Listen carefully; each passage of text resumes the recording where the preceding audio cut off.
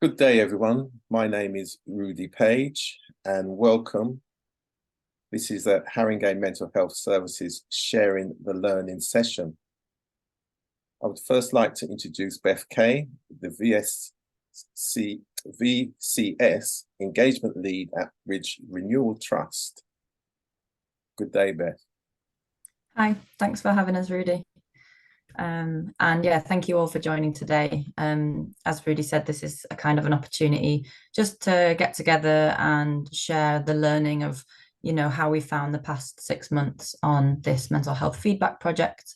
And hopefully we can learn from each other and plan things going forward. Thank you for that. And thank you, groups, for joining us. Your work has been vital in this work, known as the Transformation of Community Mental Health Services, Haringey.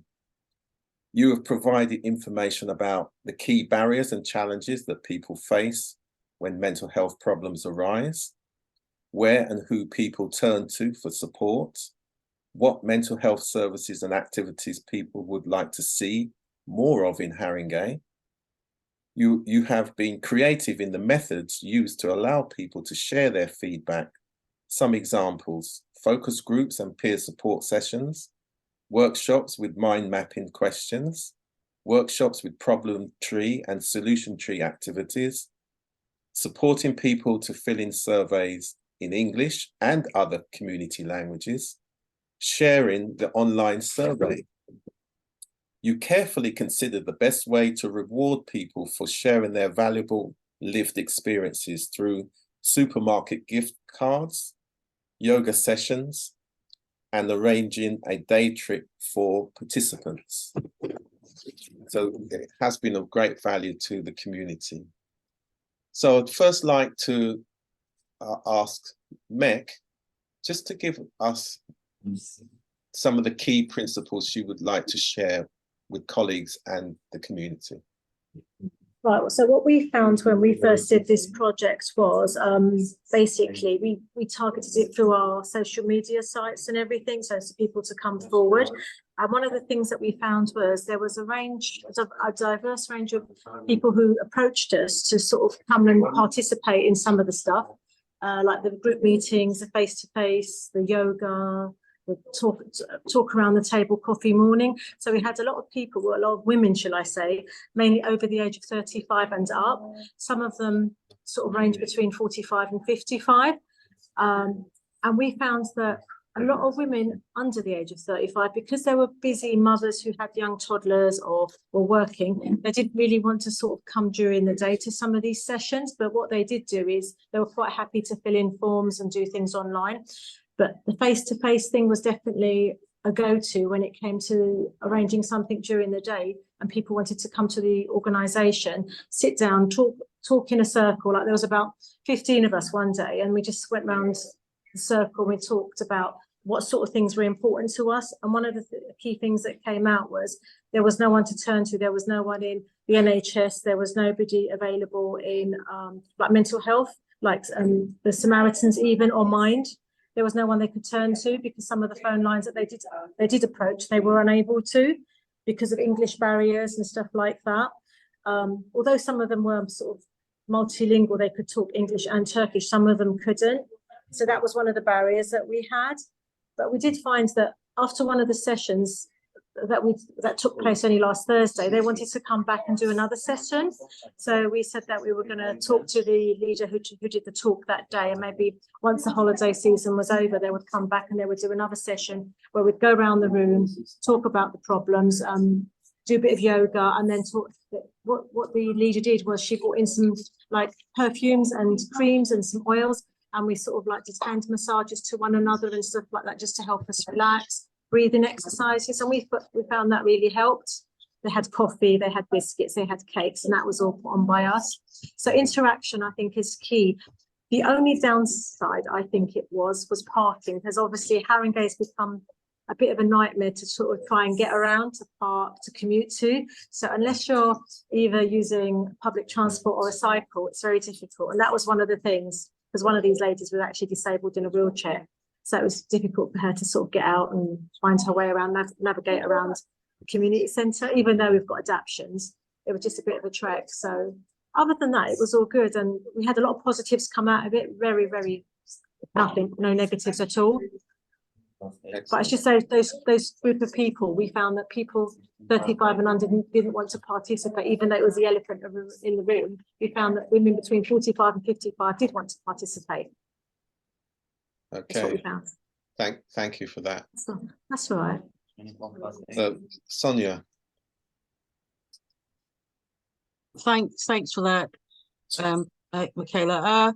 So it was very similar for us, but different in a way, because what really made a difference when we had our the workshop as such, the session around the mental health, working with the trust, we had Black note takers, and that was one of the things that made a big difference to what we were doing. The fact that there were Black note takers, and some of the note takers were individuals who were carers. Some were people that had been part and parcel of the service, and there was actually one person who was a long-term service user of the various services. So that gave us a bit of insight, because none of them were biased towards taking the notes. They didn't actually project their experience onto the rest of the, the table that, let's say, they were managing. They were very honest and open. What it did give us a chance to realise that in terms of mental health services for individuals from Black, African and Caribbean backgrounds, especially Black Caribbean, the system has not really done as well at all. There's been very limited support, very limited services set up that people can access. And then you still had a lot of residents talking about trauma that they've had to face due to, Barnet mental health. That's personal trauma, and not being able to get support for that. That was really worrying, actually. And there was still a lot of stigma in the community about mental health issues, and people were talking about how it's had an impact on the family, how, if someone in the family maybe is unwell, how it affects the whole family. Everybody gets, the label as well. But I think the good thing that came out of it, the individuals all the way for all the programs that delivered have said that they do want to have something to do, to be involved in terms of getting together some sort of representation from residents. This is what somebody said. They said, we've got no representation at all, nobody looking out for our interest, and we don't know where to go. People don't come to us.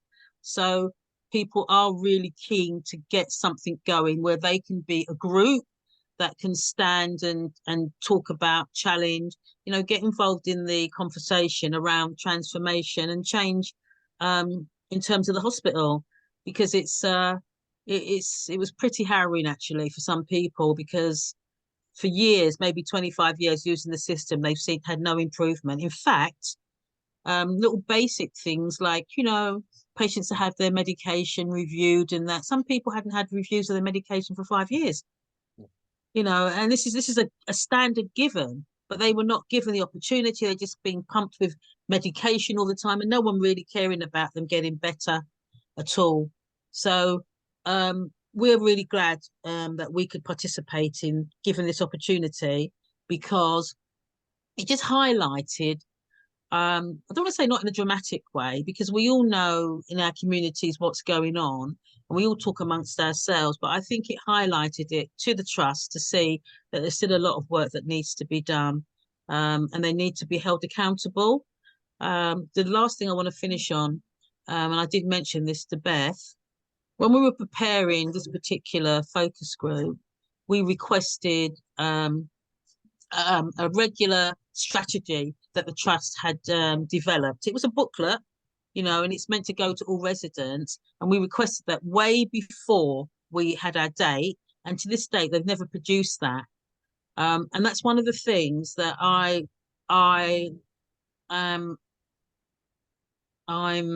determined, actually, to have more accountability, because that is a strategy that they're saying they're going to be doing. This involves residents, but yet when you ask them for basic things, they never come up with it, but nobody holds them to account. So, that has to stop.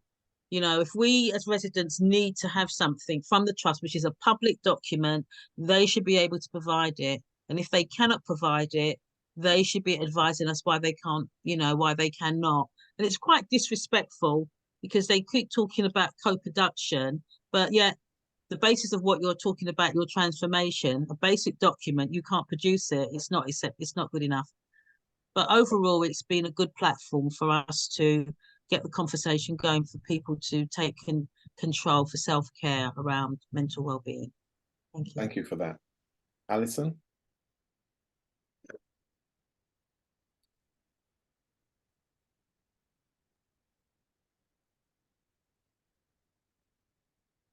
You're on mute. Sorry, I'm going to kind of cheat and say that the findings that Sonia has just shared, I would reiterate that. Right. And also, you know, some of what Meg said as well. Clearly the benefits that people got from being involved in your sessions and in Sonia's being able to raise their voices. And I think that it resonates with me is that people were just so happy to be invited to sit around together with peers and be asked what they think. And it was new to them. I'm ashamed to say, you know, it was kind of new to them to be asked, and it made me reflect on how little time we have. You know, even though I think that I know the people that come to our project, that I heard a lot of new things about them that they felt comfortable to disclose. And it made me think, and it made them think, we want to do more of this. And people were voicing things like, oh, it's just so therapeutic to be able to sit and talk about my mental health issues and my struggles, and you know, to be heard and be supported. So as a result, we have set up, well, they just wanted to do it, and so we've facilitated it, if you like, a mental health support group within our project. It's an open door project, anybody can come, but a lot of people do come every week for social connection as well as food. And so I think we did have a great starting point in the sense that people kind of felt comfortable already together. So this was a natural progression, but it was thanks to this project actually that we actually did all sit round and talk about the issues that were important to us. So we've got a weekly session that started last week of peer support. What else? I just think people were very happy and glad to be asked. People didn't find it kind of intrusive. I think, yeah, basically people were glad to be asked and they had a lot to say. Okay. The reward was definitely an incentive. People felt appreciated that they were going to get something tangible at the end of that. I think that is important. Yeah, I think to co-design more work, I think we should co-design it with people, because I liked the idea of doing the yoga and the talking, because I think having a practical focus can make it a bit easier. Also, you're doing something which is inherently kind of healthy and helping people's mindset. It's kind of, yeah, demonstrating to people that, you know, through a bit of exercise, you know, people are going to have a great memory of that to take away and remember that they felt good when they did that, and that will help them individually. So I just think, yeah, it's been very, very positive. Okay. And I'd love it if we could actually have money to pay facilitators, because although peer support is great, it's, you know, having someone that can bring in some skills, whether it's yoga, whether it's you know, something kind of creative, it doesn't matter, but to have some trained facilitators available for us to support our basic grassroots community work, which is basically volunteer led, most of it is, that would be, you know, maybe a mobile mental health support group facilitator that could go around to all the groups and, you know, support us with their skills. Thank you. That's an excellent idea. That relationship building and interactions. So thank you for that. And Ahmed.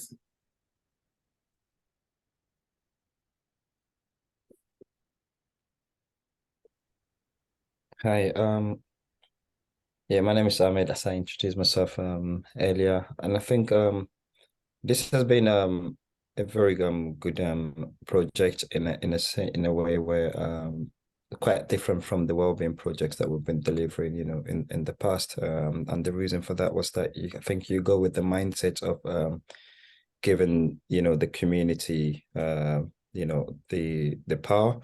I think we always talk about, you know, empowerment and co-production. And when you actually invite either our young people or residents of the community to come together to kind of hear their own thoughts and opinions in terms of like the barriers and challenges that they feel you know, they see in the community, I think it's more about the communication that we have with them. It's more of, you know, we know there are some challenges, and we wanted to, you know, the NHS or the government wants to create you know, a solution to help especially ethnic minority, because our reach is more, you know, young Black men and you know, and girls, and also ethnic minority of the community as well. And from some of the workshops that we've run with those young people, where we're able to provide even interpreters, I think some of the challenges is more around what we already know, like they don't feel confidence enough to actually go to certain services, especially when you look at, you know, Tottenham, Haringey is very diverse, and you have more people coming into the borough now, where English is not their first language, and however they still contribute in the community, but then they still feel like their needs, especially when it comes to their health, you know, it's not being catered to by the government, and that always put them away. And I think one of the initiative where these projects have really made a difference is there are groups that we wouldn't specifically maybe focus on, but with the, you know, with this project, we were able to see those group. And there's a group called Sister Circle. They're you know, just women you know, from ethnic faith group where they normally meet. And these women, they just build their own thing naturally without any funding, without any support. They don't really have much information, and they heard about the kind of work that we do, and we were able to organize a focus group using the little money we have from this project to engage with them. I think we have about 12 women, and they already have their own space. And one of the things that they keep crying out for is, you know, we're here, we're in Haringey, but there's not much information that comes to us. And they kind of highlighted that's due to maybe the demographic one, and also not socially aware of what's going on around them, and the responsibilities they have in terms of having to look after their kids, you know, juggle everything as African parents, and the men are just out there doing the job. But then what they suggested, because we kind of put it back to them, like, what would you like to see in the community? And they said, look, we have a space, we would like more women to be equipped, you know, to have better understanding and knowledge and skills on their own mental well-being, because they have the numbers. Once they have the capacity, they can then deliver that to their groups. And they understand that they're men, it might be very challenging for them to come forward and talk about their well-being. If they have the knowledge, they can share with their partners, and also, you know, members of the communities and their kids. I think that was very powerful. I remember sharing it with Beth as well, and we're able to write a blog, you know, about the findings from that group. I think that's one of the biggest highlight for me, you know, in delivering this project, to reach out to a group that within the same community, but then you just found out they don't really know much about what's going on. And when you hear about, you know, the solutions and things that they would like to see as well, I think it was really great. And with the young people that we work with as well, I think it's more around them being able to be involved and having them as peer mentors, but then we're able to encourage them to take mental health first aid training as part of their learning, and they can then support their peers as well. And I think I remember for one of the focus group that we have, a young person said, oh, we're now in charge, because it kind of be like, okay, this is the opportunity for you to talk about what would you like to see, and you could just see, you know, the atmosphere in the room just changes, and they're now just giving insight. But I think a question they always ask is what's next? Or when we're talking about solution, is it the next year, the next 2 years, the next 3 years? Would I have moved from Haringey? So there's always that question, you know, that always comes back, which I can't answer that question. You know, I think our community wants something that they would help build their trust and know that, okay, even if I'm doing this, if I don't necessarily benefit from it, I know eventually in the next 2 or 3 years, we could look back and be like, oh, we were the first people that started this conversation. So I think that's something that that as always comes up. Great. Thank you for that. Right.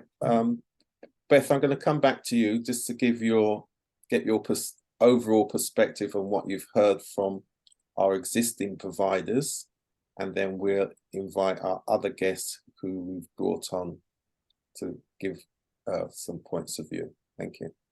No problem. Alison, I've just seen you put your hand up. Yeah, I just want I missed something really important. What came out of our group, and ask that we need, and it just reminded me, Ahmed, when you said that the sister circle has a space. We lack community space where we can just set up, or local residents can actually meet and do this social connection, this peer support, which is basically very, you know, good value for money. But you do need a space, a safe space, and that is an ask to take forward to the health service and Haringey Council. Thanks. Thank you very much for that. It's a really good point. Beth, come back to you. Yeah, I think what stood out for me is kind of not only the fact that over the past 6 months you've been able to gather this really important information from people within your community that we can pass back on to the Mental Health Trust, and they can improve their services and provide more things based on that feedback. But it also strikes me that just the process of doing this has also had a really big benefit, and that kind of peer support, being able to offer like activities like yoga. It's kind of had a much broader impact than just kind of the information that we've gathered. So that's really, really promising to hear. Just as a bit of a recap, throughout the 6 months on the survey, we've had 77 responses in total. So thank you all for sharing that survey, you know, far and wide within your networks. Across the workshops as well, we've had 53 people attend. So it's great that you've been able to bring in so many people to give you feedback on this. Yeah, so that's kind of my main reflections. Thank you very much for that, Beth. I'd now like to bring in some of our guests who have, through the project, have got involved. So I'll start with Jacqueline Morrison, who attended one of the focus groups that was put together by Sewn Together. So Jacqueline, what we're interested in this section now is just your perspective on your involvement in the Sewn Together event, but also obviously some of the thoughts from a professional aspect, how the community can get better involved. Right, thank you, Rudy. Thank you. Now, first of all, I used to actually manage support services who actually deliver and support the mental health service. So, so the whole thing, the whole idea is not actually new to me. But what is empowering is that I found this training so empowering. It's so different, so unique. The trust can certainly learn from tools and ideas from this training. I know in the past they've actually got their set guidelines, which is actually, and criteria that's been set, which is set for years possibly. It's not necessarily user friendly for all communities. So what they have to come to realise is that communities and individuals have their own individual needs. So communities, sorry, Yeah, so you'll find that certain communities have different needs. For example, I was actually supporting a young gentleman who's actually homeless. He's also got mental health issues. He wanted to deny his health issues, his mental health issues, because of the stigma attached. He comes from an African background. He's isolated. He didn't want his friends, close friends and families to know about his issues. It's because he's actually a professional within his field. So it was deemed for him as a failure. What was actually important to get across to him, there's many people that's actually got mental health issues walking alongside us, working alongside us. There's various degrees. So therefore, certainly on the training, that was quite empowering to see that there was a cross-section, quite a diverse community there from different backgrounds, willing and openly sharing their views, sharing their concerns, sharing their family issues that they may have, and embarking on skills to support themselves, which has actually worked. So a lot of people has actually learned from that as well.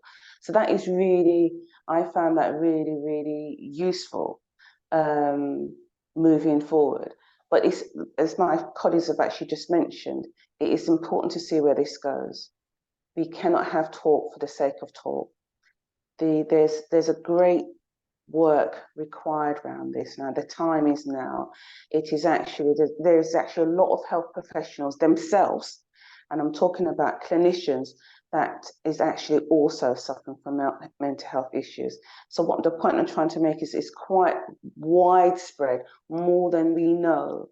So attending it, I found it very, very useful. And as I said again, it'd be a great learning tool moving forward for many trusts as a framework. Thank you. Okay, thank you very much for that. I'm now just going to come to Andrew, just to, again, just your perspective on being involved in the activities. Yes, just a brief. Thank you all for inviting me to this platform again. In terms of the training and the workshops that I went to, I found them very engaging. I realized that we as residents have much more of a say than I thought. That was very clear. I started to learn some of who our partners are, and actually which part of the business we can get involved in. In terms of, went to the safeguarding training. That was very enlightened for who our participants are, who our users are, what would they want and how they would see the services. I was able to also think about what we can do as a group. And I like the idea of the mobile health facilitators, being part of a men's group ourselves. The health issue has come up, and just even over the weekend myself, there's a couple of people that I work around within my drama group that they need support, but do I really know where I can really send them? Okay. So in the terms of moving forward, to have little focus session groups with certain community groups will be an added advantage. So like if someone who's a healthcare professional on mental health will just come to like our men's group and even speak for 10, 15 minutes. Those sort of things would be well appreciated within the community groups, just to get out there and just get the conversation going, really. That's what the thing is about mental health. We just talk about it enough within our structures. So yes, I'm very happy to be involved and to move this issue for within my groups that I'm involved in with the community. I've also just recently been made a branch secretary on my Essex branch for the GMB Union. So again, I have an opportunity to introduce that on our. Right. Okay. Well, thanks for that, Andrew. Nice. Val, just give you a quick opportunity going forward now, given the role in the past of the West Indian Cultural Centre. So it's good that you've been able to join. Okay, thank you, Rudy. Yes, as I said, I've been doing that voluntary work at the West Indian Cultural Centre for many years now. And in my job, as I said in the past, working for National Mind, as well as helping with the London strategy for mental health way back, and even have a report that was done called Tell It Like It Is, where I actually went around the whole of London, east, north, south, and west, and consulted with over nearly 200 Black, African, and Caribbean men and women who were in the mental health system.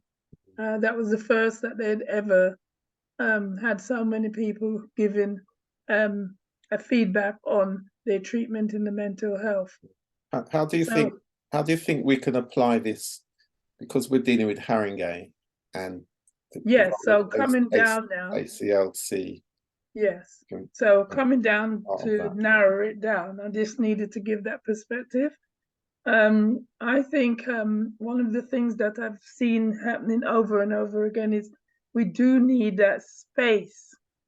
We need a space like a sanctuary for people to be able to feel that they can go to where they just feel safe. They feel like people will understand the language, because in the Black community, there's a spoken and the unspoken word.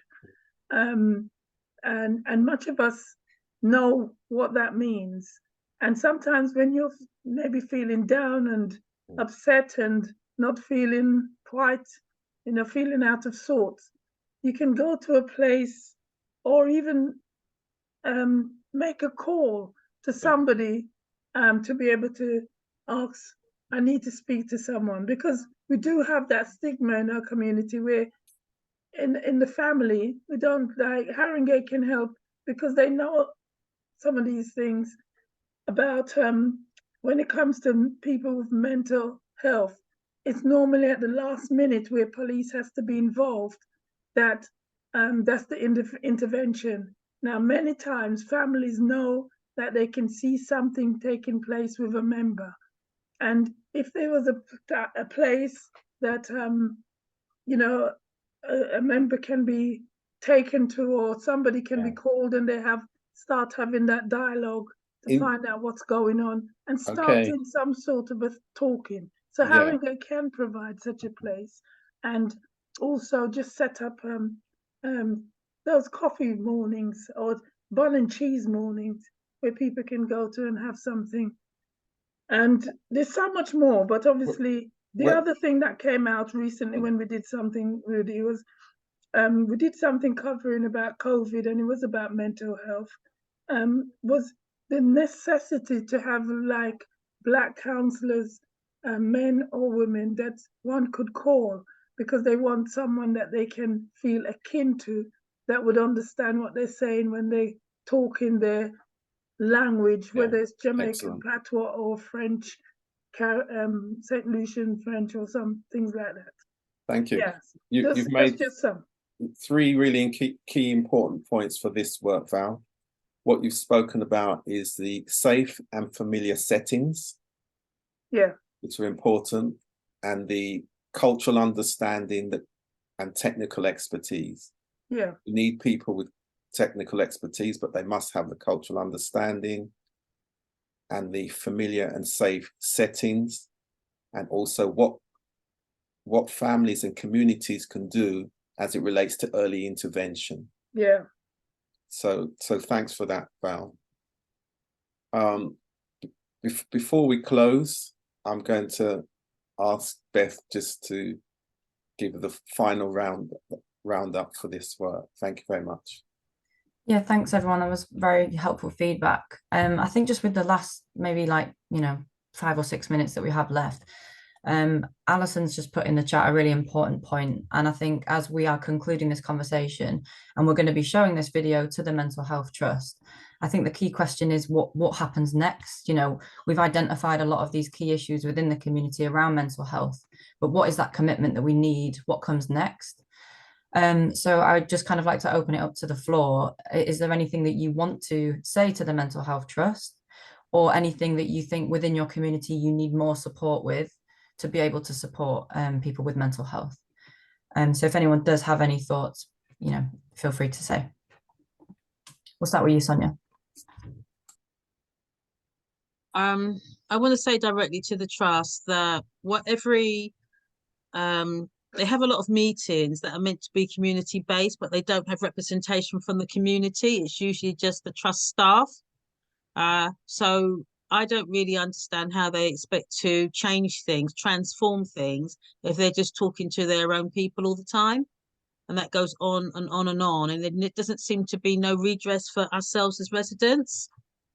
So, you know, I think that they need to start evidencing where is the community voice, because they don't do that, and no one asks them. Yeah, I think that's a really, really important point. Okay. Yeah, I'd like to say something. Yep, go for it, Val. Yeah, thanks, Beth. Yes, the Mental Health Trust. You've been around for many years. You've had many consultations from the Black community, and I think what's happening sometimes is that the Black community in particular is really getting fed up of what's happened to all those consultations. Because as I said, 20, 30 years ago, I was doing work around with them, and it's time to take the policy from underneath the table and put it on the table and really put together where there's, you know, get some of that funding into the community. As Sonia says, have representation, service users to give in their story, but also reimburse them, set up things around prevention, having more training and things for Black counsellors so that they're in every GP or, you know, community group. Lots of prevention work, and actually just do this, have little pamphlets produced to be at all GP surgeries to hand out to the people looking after your mental health, you know, and also reimbursing people who stand up and feel able to give talks about their experience, because we pay consultants, yet we don't pay service users for their expert opinions. And really just listening to the unspoken word and respecting and caring. Thank you. I hope that makes sense. Jacqueline, this would be the final one. Thank you, Rudy. And Val actually summed up quite a lot of what I actually wanted to say. But to endorse what she's actually said as well, what I think is vitally important is training for clinicians. Clinicians is actually key. As I said again, they're working from an old framework. Times have changed. People want more transparency. We need more of a holistic approach. It's not just a case of medicating the patient. That is not solving the problem. So we need to, I mean, this is talking about, we've got to remember also there's a lot of young people that's actually facing these issues as well. So what we want to do is to ensure that we have the facilities, especially for the young, that it doesn't, that those issues are addressed before it actually affects them in their adult life. So resources is required. In surgeries, there are actually TVs in most of the surgeries. We can actually use this as a training tool or as a listening tool for a lot of the patients in the waiting area. The patients that actually will receive information where to go if they have any concerns. So yes, there's lots we can actually do with it, and I'm hoping that the powers that be listen and take on board our support, our concerns, and the patient's concerns. Thank you. Okay, is there anyone else? Last quick message for the trust. Yeah, just to repeat what I said before about it should be a quick win. It never has been, but to provide local community spaces that can be accessed by community organisations or by residents groups. We don't want the council or the NHS to do everything for us. We want to do a lot for ourselves. That's all part of the process of getting better. We need spaces. I actually meet people on street corners to have conversations about their mental health. It's not okay. Yeah, I'll leave it at that. Thank you very much for that. One last thing, Ruth, just to say, just to be aware of when the meetings are happening and to put it on a platform that we can able to access and be aware when the meetings are happening, because if we don't know when the meetings are happening, or they put it in a place where we can find that, it's impossible for us, the residents and the community, to be involved, especially at short notice. So that's just my little point. Thanks for that. And just have a quick message that's coming from Met, perhaps in schools when registering the older children, year 6 plus, we need to rate their mental health so that we can start monitoring them. That's a good idea. That touches on the early intervention. And just to echo some more comments in the chat, better representations at the decision levels coming from as well. And safer spaces, perhaps in borough parks where we could have contact numbers and individuals. That's a really good and idea. Also places of prayer in hospitals. I think that's some good suggestions as well. Yeah, again, we're back to the familiar and safe settings. They do exist in all neighborhoods and communities. And it's whether from a system point of view, we're willing to make those decisions to broaden the locations where people can get help, especially around the early intervention. Yes. Also got having family medication services at like ACLC to help families who are suffering silently. So that's an interesting point of view, family medication services, mediation services, but also a lot of the time communities don't understand the medication that's being given to their loved ones as well. So again, there's learning there. And obviously within this is, of course, workforce development is an essential part of what I think the community is also saying. More cultural services for the diverse communities. So that really touches on the co-design and co-production side. Some of these points really relate to that. Okay.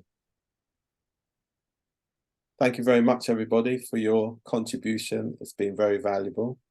Take care and have a good day. Thank you, Rudy. Thank you very much. Thank you Rudy. all. Thank you, everybody. Take Thank you. care. Bye-bye. Bye. Bye.